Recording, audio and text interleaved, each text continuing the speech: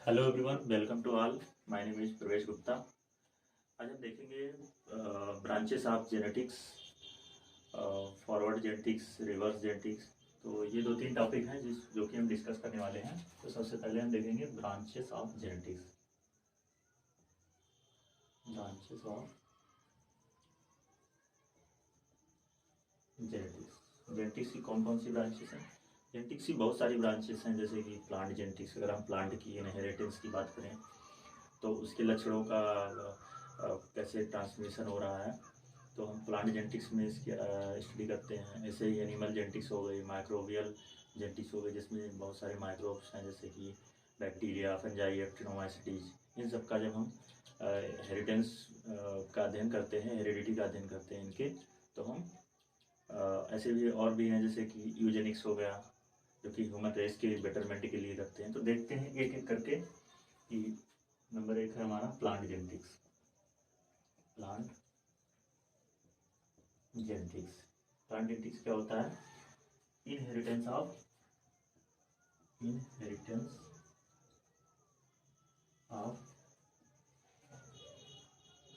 Characters in plant. Simple चीज है। तो अगर हम प्लांट में इनहेरिटेंस, कैरेक्टर्स का जो इनहेरिटेंस हो रहा है, तो प्लांट जेनेटिक्स हो गया। ऐसे ही एनिमल जेनेटिक्स हो जाएगा, एनिमल जेनेटिक्स। ठीक है, तो इनहेरिटेंस ऑफ एनिमल हो जाएगा। और है माइक्रोबियल जेनेटिक्स। माइक्रोबियल जेनेटिक्स, तो इसमें क्या करेंगे? Inheritance of characters in microbes. Microbes आपके जानते हैं कि बैक्टीरिया हो गई, फंजाई हो गई, एक्टिनोमाइसीटी, वायरसेस, ये सब क्या है? माइक्रोब्स हैं। तो नेक्स्ट बात देखते हैं, प्लांट हो गई, एनिमल हो गया, माइक्रोब हो गया, और मॉलिकुलर जेनेटिक्स। क्या है? Molecular genetics. अब ये क्या है मॉलिकुलर जेनेटिक्स? इसको हम मॉडर्न जेनेटिक्स भी बोलते हैं, क्योंकि मॉलिकुलर जेनेटिक्स में क्या है, हम क्या स्टडी करते हैं? स्टडी ऑफ स्ट्रक्चर, कंपोजिशन, उनका फंक्शन क्या है, और रेप्लिकेशन क्या हो रहा है क्रोमोसोम का। ठीक है, तो हम क्या करेंगे? क्रोमोसोम का स्टडी, स्ट्रक्चर, उनका कंपोजिशन, फंक्शन और रेप्लिकेशन, इन सब का स्टडी करते हैं, तो मॉलिकुलर जेनेटिक्स बोलते हैं। ठीक है, तो क्या बोलेंगे इसको हम? Study of structure, composition, function and replication of chromosome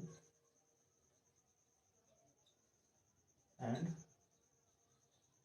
gene. ठीक है, जीन एंड क्रोमोसोम, इनका कैसे स्ट्रक्चर है, कैसा इनका कंपोजिशन है, फंक्शन क्या है, ठीक है, ये रेप्लिकेट कैसे कर रहे हैं, तो इन सब का अध्ययन हम करेंगे किसमें? मॉलिकुलर जेनेटिक्स में। ठीक है, इसके बाद और भी ब्रांचेस हैं, जैसे कि रेडिएशन जेनेटिक्स हो गया। ठीक है, रेडिएशन जेनेटिक्स, ये क्या है? नाम से ही पता चल रहा है कि इसमें रेडिएशन का यूज होगा, जैसे कि अल्फा रेज, बीटा रेज, जो भी है, गामा रेज, एक्स रेज। तो इन सब रेज का, यानी कि डिफरेंट टाइप के जो रेज है, हमारी किरणें हैं, इनका हम कैसे यूज करते हैं, या फिर ये क्रोमोसोम पे या फिर जीन पे क्या प्रभाव डाल रहे हैं, उनका अध्ययन करते हैं इसमें।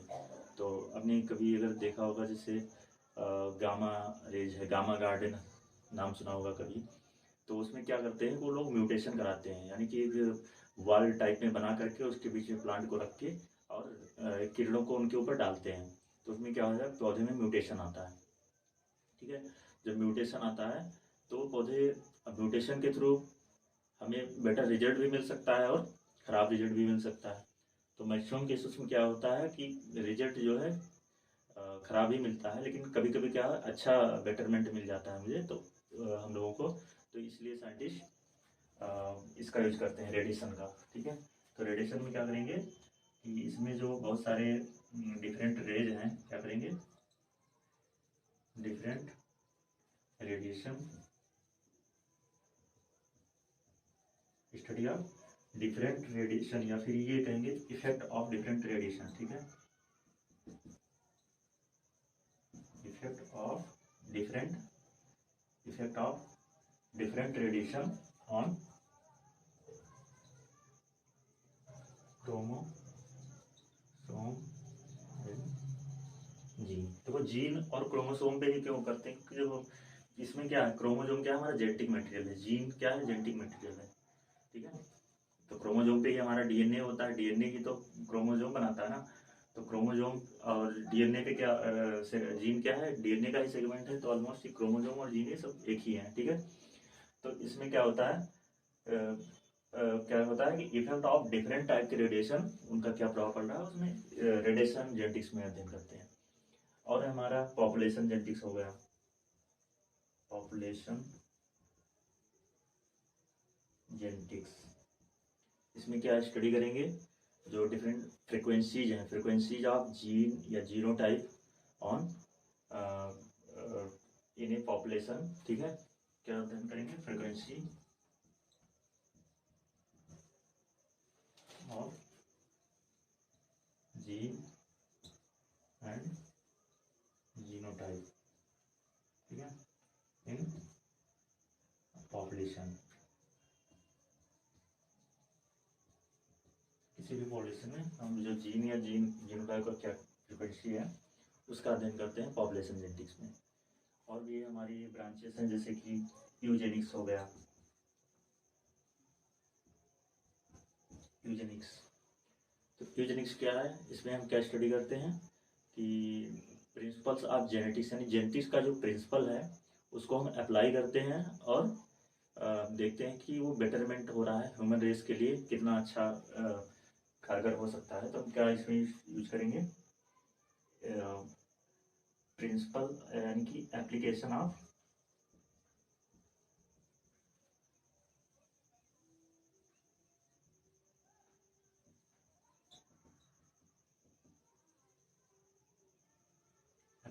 genetic principles for betterment of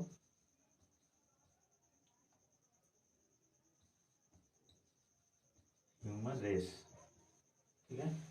application of genetic principles for the betterment of human race, ठीक है। ये ह्यूमन पे बेसिकली ये वर्क करते हैं, ठीक है। ऐसे ही मेन जो हमारा ब्रांच है जेनेटिक्स का, उसको मेंडेलियन जेनेटिक्स बोलते हैं। मेंडेलियन जेनेटिक्स हो गया, क्वांटिटेटिव जेनेटिक्स हो गया,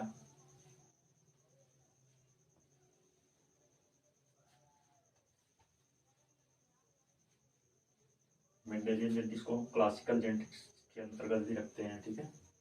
क्लासिकल जेनेटिक्स या फिर फॉरवर्ड जेनेटिक्स, जबकि फॉरवर्ड जेनेटिक्स है वो क्लासिकल जेनेटिक्स के अंतर्गत आती है।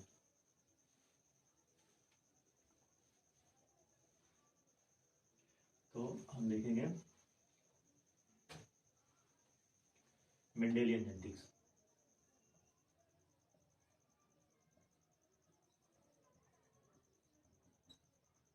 मेंडेलियन जेनेटिक्स है क्या, मेंडल का नाम लगा है तो सिंपल सी बात है, जो मेंडल ने वर्क किया था जिस तरीके से किया था, अभी जैसे उन्होंने शुरुआत की थी वो उसी प्रकार से, जैसे उन्होंने क्या लिया था, क्वालिटी, इसको क्या बोलते हैं कि inheritance of characters, inheritance of qualitative characters, ठीक है।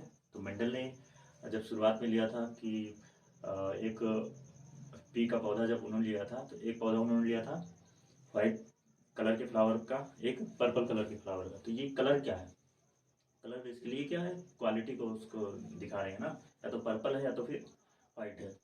लेकिन एक जो, ठीक है, पहले इसको देखते हैं हम मेंडेलियन जेनेटिक्स को। तो इसमें क्या है, इनहेरिटेंस ऑफ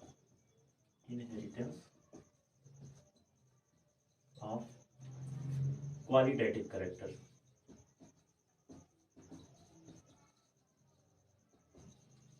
ठीक है, क्वालिटेटिव कैरेक्टर, या फिर हम इसको क्या बोलेंगे, और पॉलीगोजेनिक कैरेक्टर्स,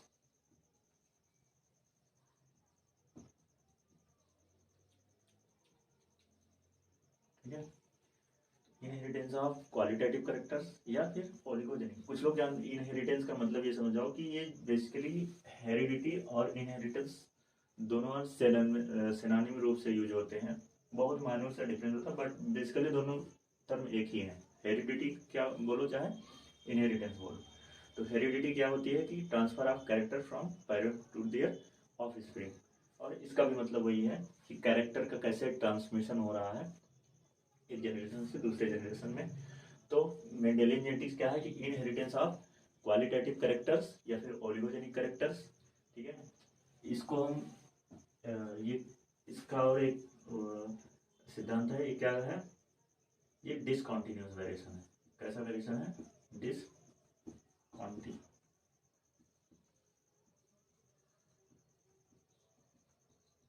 ये डिसकॉन्टिन्यूस वेरिएशन शो करता है। डिसकॉन्टिन्यूस वेरिएशन कैसे शो करेगा? जैसे अगर हम कॉन्टिन्यूस वेरिएशन की बात करें तो कॉन्टिन्यूस वेरिएशन में आपका आता है हाइट, प्लांट की हाइट हो गया या फिर यील्ड हो गया। जैसे हम देखते हैं प्लांट की हाइट को होगा, अगर कहीं 3 फीट होगा या 3.1 फीट होगा, 3.2 फीट होगा, 3.2.12 होगा, 0.22 होगा, ऐसे भी हो सकता है। तो यानी कि ये एक कॉन्टिन्यू वेरिएशन है। ऐसा नहीं है कि ये एक 5 फीट का है तो छोटा है और बड़ा है, या फिर 2.5 फीट का है तो छोटा है। ऐसा कोई डिस्टिंक्ट क्लास में हम इसको डिवाइड नहीं कर सकते। ऐसे यील्ड भी है, तो इसको हम क्या किस में रखेंगे? कॉन्टिन्यूस वेरिएशन में। लेकिन ये जो इसमें क्या है, जैसे कि पौधे का कलर, फ्लावर का कलर वाइट है या पर्पल है, तो इसको हम क्वालिटेटिव कैरेक्टर्स में रखते हैं, ठीक है। तो यानी कि यहाँ पे वेरिएशन कैसा आएगा? ये डिसकॉन्टिन्यूस वेरिएशन आएगा। इसका जस्ट अपोजिट आता है quantitative genetics. Quantitative genetics, quantitative genetics क्या है? यानी कि यहाँ पे इनहेरिटेंस ऑफ क्वालिटेटिव कैरेक्टर्स था, यहाँ पे क्या होगा? Inheritance of quantitative.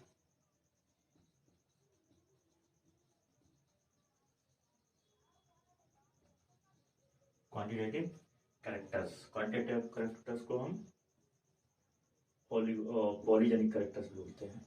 क्या? पॉलीजेनिक कैरेक्टर्स,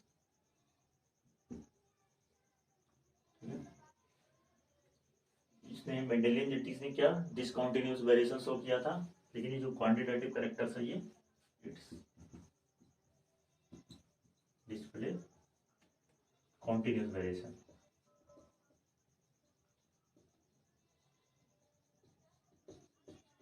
ठीक है, मेंडेलियन जेनेटिक्स ये जो क्वांटिटेटिव जेनेटिक्स है कॉन्टिन्यूअस वेरिएशन शो कर रहा है। जैसे एग्जांपल इसका हम अगर लेते हैं, क्या?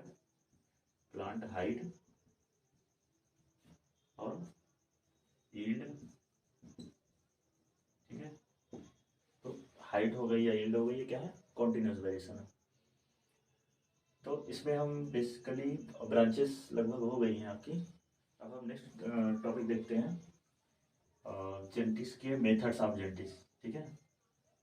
कौन कौन से मेथड्स हैं? 2 मेथड्स हैं आपके,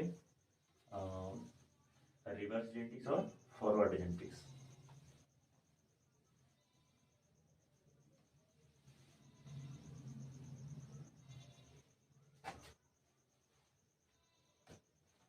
देखो पहला क्या है हमारा? Forward method of genetics. हम पहले देखेंगे क्या? मेथड ऑफ जेनेटिक्स, यानी कि जेनेटिक्स के कितने मेथड हैं? 2 मेथड हैं, एक फॉरवर्ड एक रिवर्स। फॉरवर्ड क्या है? मेंडल साहब ने जो जेनेटिक्स किया, जो उन्होंने हेरिडिटी का प्रिंसिपल दिया था या फिर जो उन्होंने वर्क किया था, वो कैसा जेनेटिक्स था? वो फॉरवर्ड जेनेटिक्स था, ठीक है। तो फॉरवर्ड जेनेटिक्स हम देखेंगे पहला, फॉरवर्ड जेनेटिक्स, और दूसरा हमारा क्या रहेगा? रिवर्स जेनेटिक्स,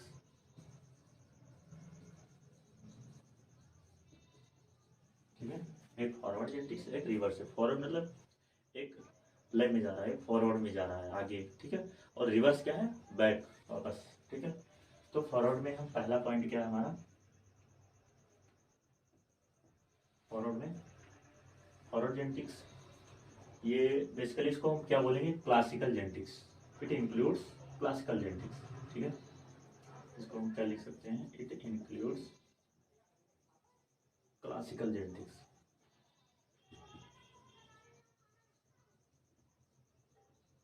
ठीक है, इसको हम क्लासिकल जेनेटिक्स बोलते हैं। इसमें क्या करेंगे, सबसे पहले इसमें क्या अध्ययन करते हैं, मतलब इसको अगर करना हो तो हम क्या करेंगे, सबसे पहले डायरेक्ट जीन को देखेंगे या फिर बाहरी फिनोटाइप को देखेंगे।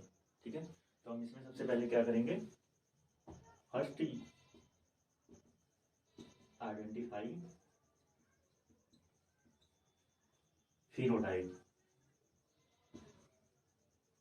ठीक है, इसमें हम सबसे पहले फिनोटाइप लेंगे कि प्लांट की हाइट क्या है, फ्लावर का कलर कैसा है, सीड का शेप कैसा है, कलर कैसा है। ठीक है, मेंडल ने भी वही किया था, तो मेंडल ने बेसिकली फॉरवर्ड जेनेटिक्स ही किया था।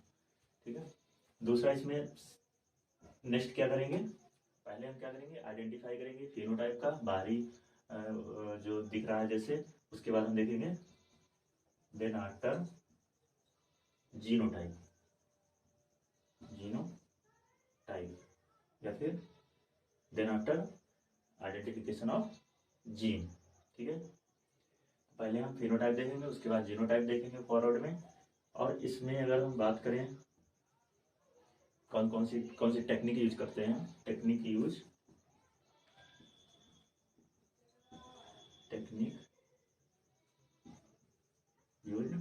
कौन सी, कन्वेंशनल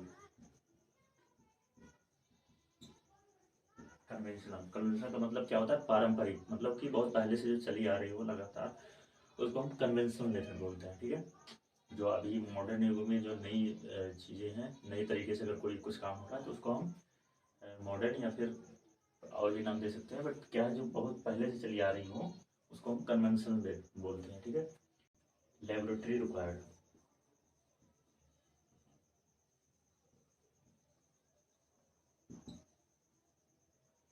अगर हम लेबोरेटरी की बात करें कि लेबोरेटरी कौन सी रिक्वायर्ड है, सिंपल, बहुत ज़्यादा कॉम्प्लिकेशन नहीं है, तो इसमें हम सिंपल लेबोरेटरी में भी ये वर्क कर सकते हैं। नेक्स्ट पॉइंट है हमारा, अगर हम कॉस्ट की बात करें तो इसमें कॉस्ट कितनी आती है, कॉस्ट तो लो आएगी, कॉस्ट क्या आएगी, कम आएगी। ठीक है, अगर टाइम की बात करें इसमें, टाइम क्या लगेगा, मोर, टाइम क्या लगेगा, ज़्यादा लगेगा। ठीक है, अगर हम स्किल्स की बात करें, यानी कि स्किल्स क्या रिक्वायरमेंट है, तो स्किल की बात कर लेते हैं, तो स्किल मॉडरेट। ठीक है, बहुत ज़्यादा एडवांस की जरूरत नहीं है, अगर मॉडरेट लेवल की स्किल भी है, मीडियम लेवल, तो वो बंदा भी कर सकता है ये जेनेटिक्स। ठीक है, अगर इसमें हम बात करें कि आइडेंटिफिकेशन ऑफ जीन्स क्या होगा, आइडेंटिफिकेशन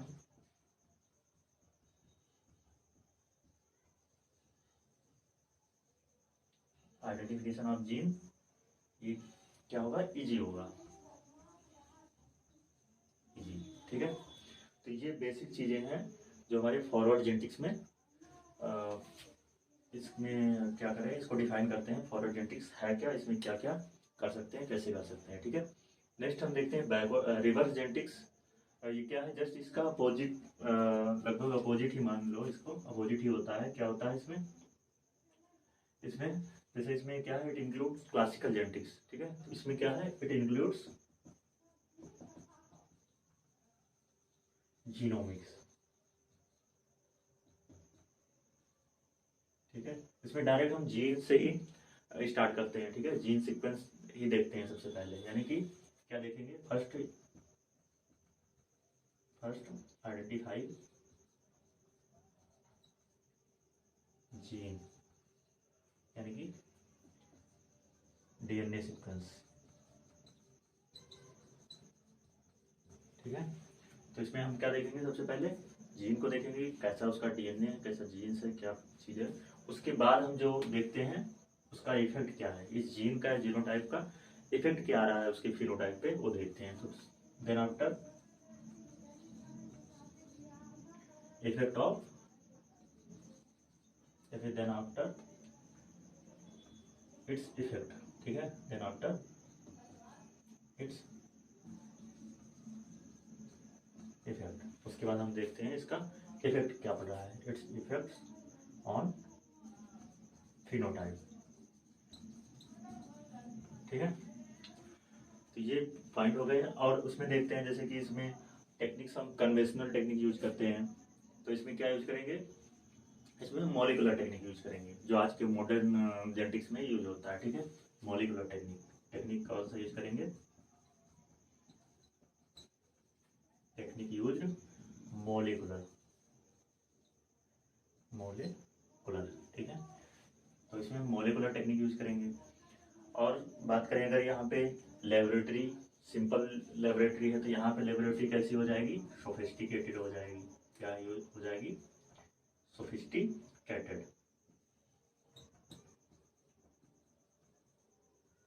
ठीक है, जब यहाँ सिंपल है तो यहाँ पे लेबोरेटरी कैसी हो जाएगी,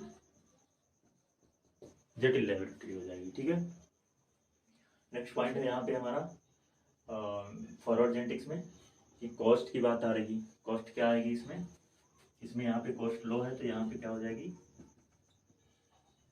हाई, क्योंकि मॉलिकुलर जेनेटिक्स है और यहाँ पे लेबोरेटरी, जटिल लेबोरेटरी है, तो लेबोरेटरी भी अच्छी खासी होगी और यहाँ पे कॉस्ट भी आ जाएगी हाई। ठीक है, क्या हो जाएगी, हाई।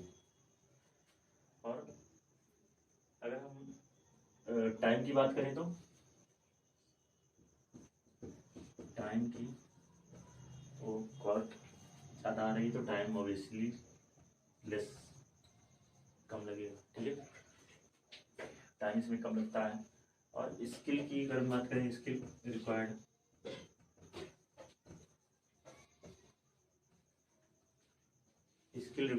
स्किल कितनी रिक्वायर्ड है मॉलिक्यूलर जेनेटिक्स है, तो इसमें हाई स्किल रिक्वायरमेंट है।